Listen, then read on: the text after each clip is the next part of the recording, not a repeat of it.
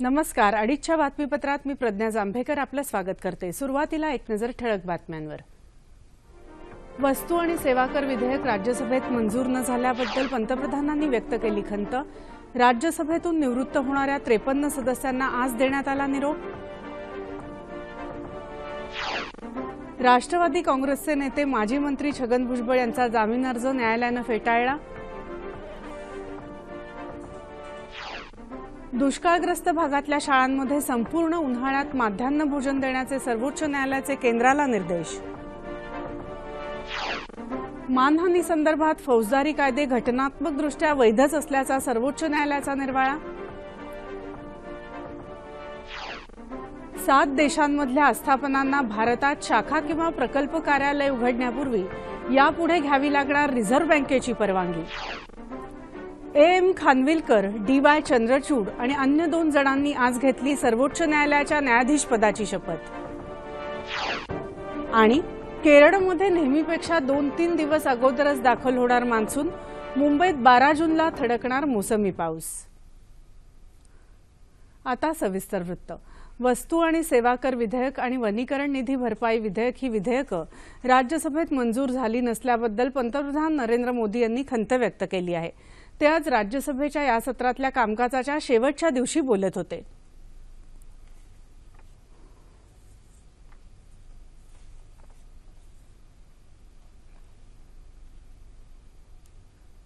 अच्छा होता आपके रहते, आपकी मौजूदगी में 2 ऐसे निर्णय होते तो जिस राज्य को आप रिप्रेजेंट करते हैं वो राज्य आपके प्रति हमेशा हमेशा गर्व अनुभव करता. एक जीएसटी, ताकि जो बिहार से यहां आते हैं, जीएसटी से बिहार का भरपूर लाभ होने वाला था, यूपी को भरपूर लाभ होने वाला था. 1 या 2 राज्य को छोड़कर के सब राज्यों को भरपूर फायदा होने वाला था. और इस सदन में आए हुए लोगों का ये दायित्व बनता था और ये गर्व कि अब आपको वो मौका नहीं मिला है, लेकिन आप में से जो वापस आएंगे मुझे विश्वास है उनको ये अवसर मिलेगा. राज्यसभेतून निवृत्त होणाऱ्या 14 राज्यातल्या 53 सदस्यांना यावेळी निरोप देण्यात आला. या सभागृहाच्या कामकाजामध्ये निवृत्त होणाऱ्या प्रत्येक सदस्यानं भरीव योगदान दिलं असल्याचं सभापती मोहम्मद हमीद अन्सारी यांनी सांगितलं. मालेगाव बॉम्बस्फोट प्रकरणी राष्ट्रीय तपास यंत्रणेनं आज मुंबईतल्या विशेष न्यायालयात पुरवणी आरोपपत्र दाखल केलं. राष्ट्रीय तपास यंत्रणेला साध्वी प्रज्ञा सिंह यांच्यासह आणखी काही आरोपींविरोधात खटला दाखल करण्यासाठी कोणताही पुरावा उपलब्ध नसल्याची माहिती राष्ट्रीय तपास यंत्रणेच्या सूत्रांकडून समजली आहे. या आरोपींवर जाणीवपूर्वक बनाव करून हे आरोप करण्यात आल्याचा दावा बचाव पक्षाचे वकील प्रशांत मगनू यांनी केला आहे. आसिमानंद यांनी दिलेल्या जबानीच्या आधारे हे आरोप ठेवण्यात आले होते. मात्र जबानी देण्यासाठी आपल्याला दहशतवाद प्रतिबंधक पथकाच्या अधिकाऱ्यांनी भाग पाडल्याचं त्यांचं म्हणणं होतं. 2008 मध्ये मालेगाव इथं झालेल्या बॉम्बस्फोटात 4 जण मृत्युमुखी पडले होते. दुष्काळग्रस्त भागातल्या शाळांमध्ये संपूर्ण उन्हाळ्यात माध्यान्ह भोजन देण्याचे निर्देश सर्वोच्च न्यायालयानं आज दिले. मनरेगासाठी बाकी राहिलेला निधी मंजूर करण्याचे आदेश न्यायालयानं केंद्र सरकारला दिले. सार्वजनिक धान्य वितरण सेवेच्या प्रभावी अंमलबजावणीसाठी त्यावर देखरेख ठेवण्यासाठी अन्नधान्य आयुक्त नेमण्याचे निर्देश न्यायालयानं राज्य सरकारांना दिले. कायद्यातल्या तरतुदीनुसार केंद्र सरकारनं केंद्रीय रोजगार हमी परिषद स्थापन करावी असंही न्यायालयानं म्हटलं आहे. मात्र या निर्देशाचं पालन होण्यासाठी न्यायालय आयुक्त नेमण्यासाठी सर्वोच्च न्यायालयानं नकार दिला. मानहानी संदर्भातले फौजदारी कायदे घटनात्मकदृष्ट्या वैधच असल्याचा निर्वाळा सर्वोच्च न्यायालयानं दिला आहे. घटनेच्या कलम 21 अंतर्गत असलेल्या जीविताच्या अधिकारामध्ये आपली प्रतिष्ठा जपण्याच्या अधिकाराचाही समावेश असल्याचं न्यायमूर्ती दीपक मिश्रा आणि न्यायमूर्ती प्रफुल्ल पंत यांच्या पीठानं स्पष्ट केलं. मानहानी संदर्भात फौजदारी कारवाईच्या कायद्याच्या तरतुदीमुळे घटनेतल्या भाषण स्वातंत्र्याच्या अधिकारावर गदा येत असल्याचा आरोप करणाऱ्या 24 याचिकांवर सुनावणी करताना न्यायालयानं या कायद्याचं महत्त्व स्पष्ट केलं. राजकीय नेते आणि अनेक प्रसिद्ध व्यक्तींनी या याचिका केल्या होत्या. या याचिकांना केंद्र सरकार आणि काही राज्य सरकारांनी विरोध केला आहे. मानहानी संदर्भात कायद्याचा अंकुश नसल्यास लोक इतरांची प्रतिमा मलिन करू लागतील आणि समाजात अराजक निर्माण होईल असा युक्तिवाद केंद्र आणि राज्यांनी केला। श्रीलंकेचे अध्यक्ष मैत्रीपाल सिरिसेना आज भारताच्या दौऱ्यावर येत आहेत। दिल्लीमध्ये दाखल झाल्यावर ते पंतप्रधान नरेंद्र मोदी यांच्याशी विविध मुद्द्यांवर चर्चा करतील। त्यानंतर उद्या ते उज्जैन इथं कुंभमेळ्यामध्ये सहभागी होतील। भारत आणि श्रीलंका यांच्यातले संबंध अधिक मजबूत करण्याच्या दृष्टीनं सिरिसेना यांचा हा दौरा महत्त्वाचा मानला जात आहे। सिंहस्थ कुंभमेळ्यादरम्यान आयोजित वैचारिक महाकुंभाच्या सांगता कार्यक्रमात ते उद्या मार्गदर्शन करणार आहेत। सांची इथल्या जगप्रसिद्ध स्तूपालाही सिरिसेना भेट देणार आहेत। अंगरिका धर्मपाला यांच्या प्रतिमेच्या अनावरणासाठी महाबोधी सोसायटी ऑफ श्रीलंकेनं आयोजित केलेल्या कार्यक्रमात ते सहभागी होतील।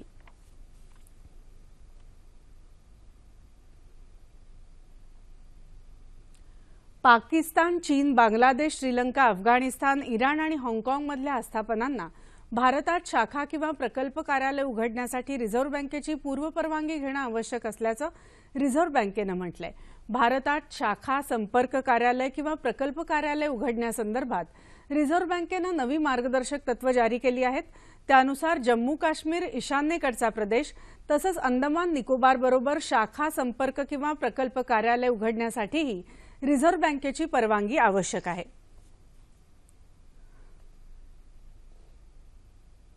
इस्रो अर्थात भारतीय अंतराळ संशोधन संस्थेची व्यावसायिक शाखा अंतरिक्ष आणि देवास या खासगी कंपनीतल्या व्यवहारासंदर्भात इस्रोचे माजी प्रमुख जी माधवन नायर यांची सीबीआयनं चौकशी केली। देवास या कंपनीशी झालेल्या 578 कोटी रुपयांच्या व्यवहारातल्या कथित अनियमिततेसंदर्भात सीबीआयनं गुन्हा दाखल केला आहे। 28 जानेवारी 2005 रोजी या कंपनीला दिलेल्या कंत्राटाच्या तपशिलासंदर्भात नायर यांच्याकडे विचारणा करण्यात आली। या प्रकरणी सीबीआयनं देवास लिमिटेड या कंपनीच्या संकुलाची झडती घेतली असून अंतरिक्षच्या इतर तत्कालीन अधिकाऱ्यांविरोधातही प्रथम माहिती अहवाल दाखल केला होता। राज्य विधान परिषदेच्या 10 जागांसाठी येत्या 10 जून रोजी निवडणूक होणार आहे। निवडणूक आयोगानं या निवडणुकांची घोषणा केली। यासाठी 31 मे पर्यंत नामांकन पत्र दाखल करता येतील। त्यांची छाननी 1 जून रोजी होणार आहे। 3 जूनपर्यंत अर्ज मागे घेता येतील। मतमोजणी 10 जून रोजीच होणार आहे।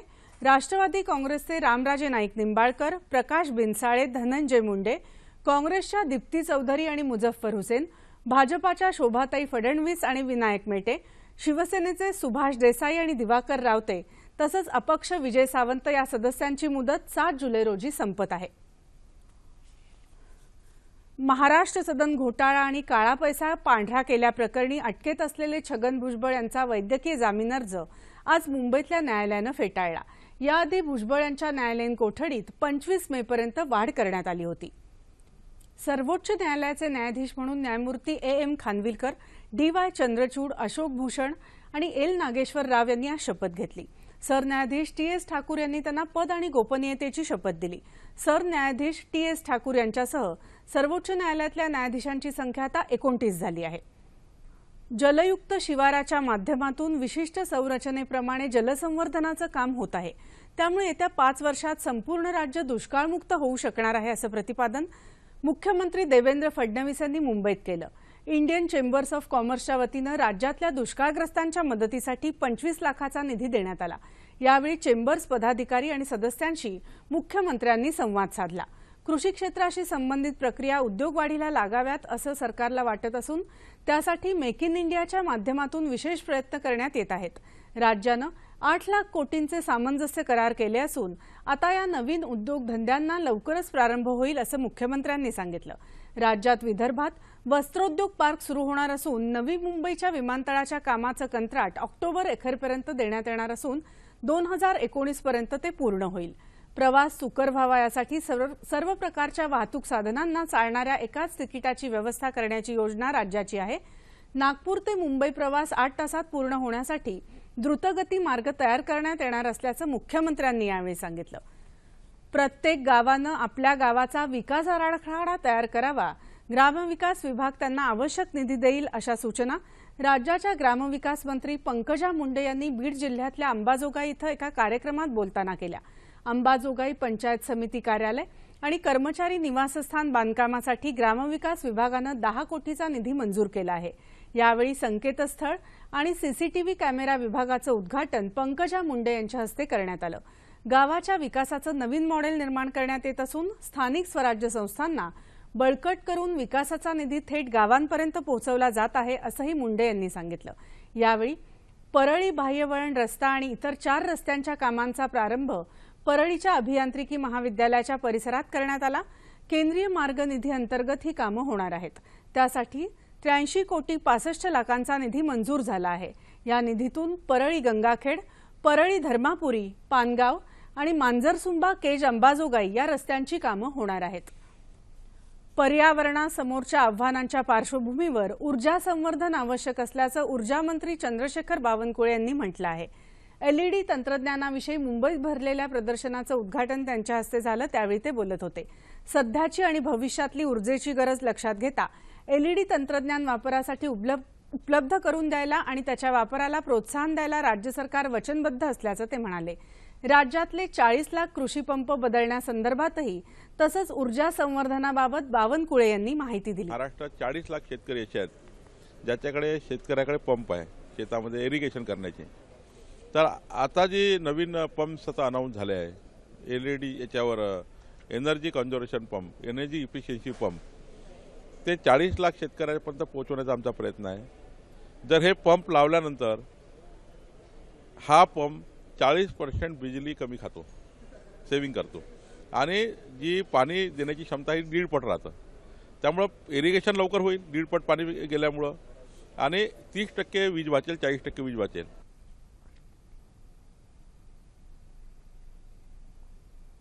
पारंपरिक पद्धतीनं शेतीचा व्यवसाय करण्याची बहुसंख्य शेतकऱ्यांची सवय असते। त्यात दुष्काळामुळे शेती व्यवसायात आलेली अनिश्चितता तर कधी नापिकीमुळे शेतकरी पुरता डबघाईला आला आहे। मात्र पुण्यातल्या मुळशी तालुक्यामधल्या नांदेगावात राहणाऱ्या प्रमोद मांडेकर या शेतकऱ्यानं पारंपरिक शेतीकडे न वळता लॉन शेतीचा प्रयोग करायचं ठरवलं आणि त्यात ते यशस्वीही झाले। त्याबाबतचा हा वृत्तांत।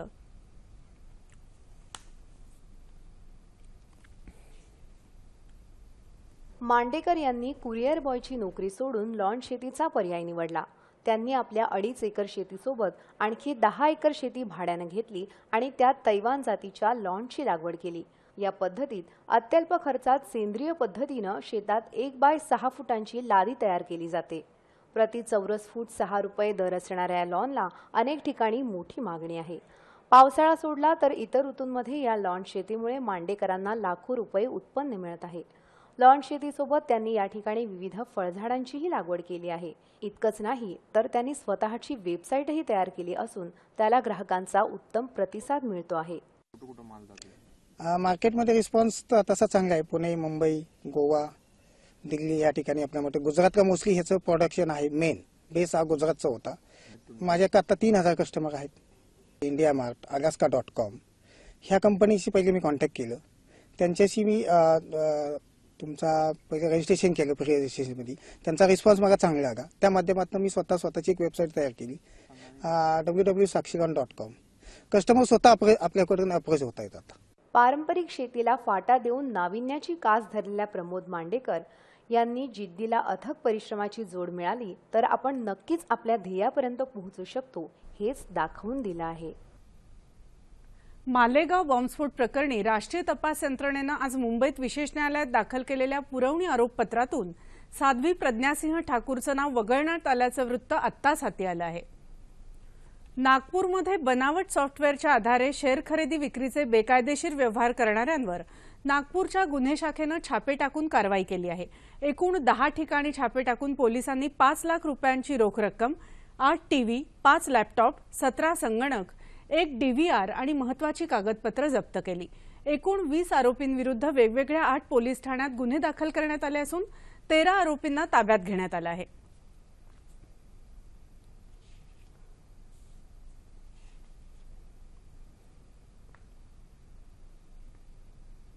हवाई दलाच्या देखभालीसाठीची आवश्यक इलेक्ट्रॉनिक मेंटेनन्स मॅनेजमेंट सिस्टीम देशातल्या 170 हवाई तळांवर राबवणार असल्याची घोषणा भारतीय हवाई दलाचे प्रमुख एअर चीफ मार्शल अरूप रहा यांनी पुण्यात केली।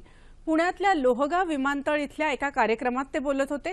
लढाऊ विमानांच्या देखभाल दुरुस्तीसाठी विशेषतः सुपरसॉनिक सुखोई विमानाचं उड्डाण आता अधिक सुरक्षित होणार आहे, कारण या विमानाच्या देखभाल दुरुस्तीसाठी यंत्रणा कार्यान्वित करण्यात आली आहे। याचा पथदर्शी प्रकल्प पुण्याच्या लोहगाव विमानतळावर यशस्वी झाला आहे। याचं औपचारिक उद्घाटन अरूप रहा यांच्या हस्ते झालं। भारतीय हवाई दलानं आता डिजिटायझेशन आणि आधुनिकीकरणाला सुरुवात केली आहे। आजच्या या प्रकल्पामध्ये सुखोई बरोबरच मिराज 2000 या लढाऊ विमानांसाठी देखील पथदर्शी प्रकल्प हाती घेण्यात आला आहे। तोही यशस्वी होत आहे। त्यामुळे आता बदलत्या काळाबरोबर हवाई दल अनेक आव्हानं झेलण्यास सज्ज झालं आहे। कोल्हापुरात कला संस्कृती चित्र प्रदर्शनाचं आयोजन करण्यात आलं असून या प्रदर्शनाचं उद्घाटन आमदार अमल महाडिक, आमदार राजेश क्षीरसागर यांच्या हस्ते काल करण्यात आलं।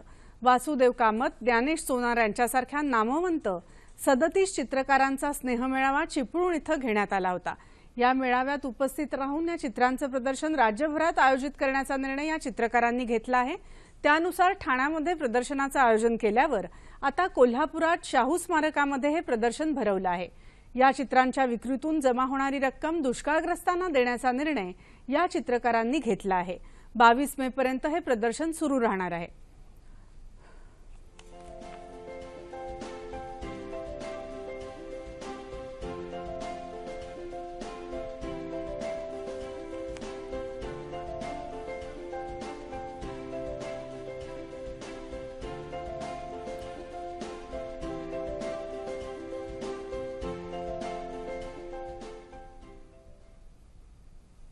सह्याद्री वाहिनीच्या वतीनं देण्यात येणाऱ्या नवरत्न पुरस्कारांचं मुंबईत रवींद्र नाट्य मंदिर इथं राज्यपाल चे विद्यासागर राव यांच्या हस्ते वितरण झालं।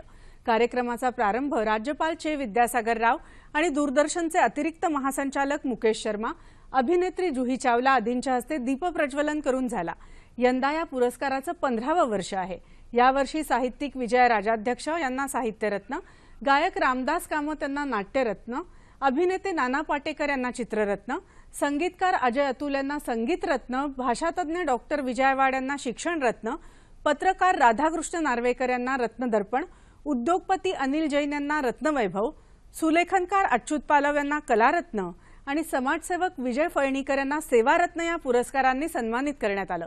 तसंच सिने अभिनेत्री प्रार्थना बेहरे हिला पदार्पणातला नवा चेहरा म्हणून विशेष पुरस्कार देऊन गौरवण्यात आलं। यावेळी विविध सांस्कृतिक कार्यक्रम सादर करण्यात आले।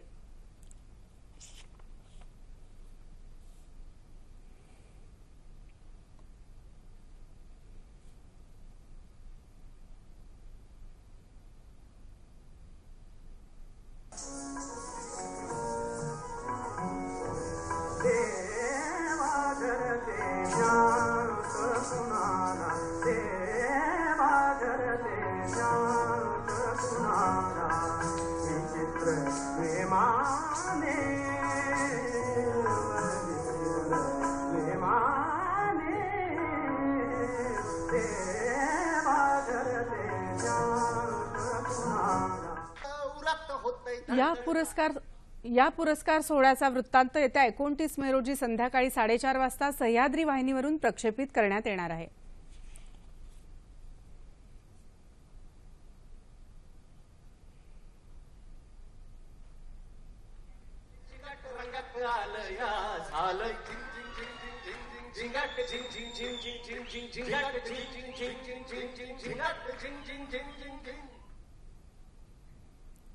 आंतरराष्ट्रीय क्रिकेट परिषदेच्या क्रिकेट समितीच्या अध्यक्षपदी अनिल कुंबळे यांची फेरनिवड झाली आहे।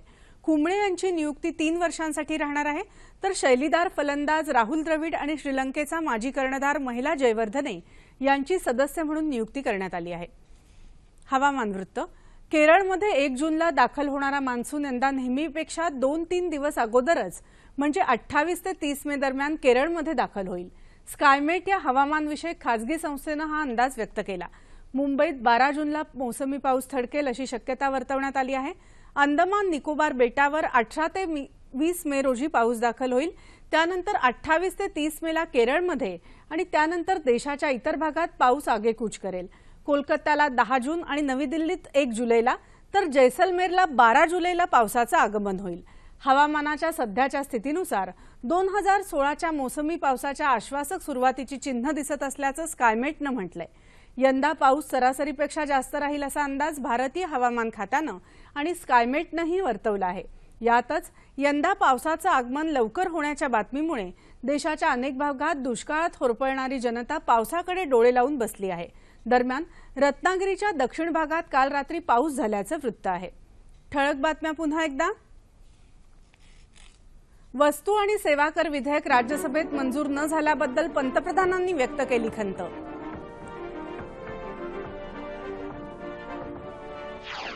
राज्यसभेतून निवृत्त होणाऱ्या 53 सदस्यांना आज देण्यात आला निरोप।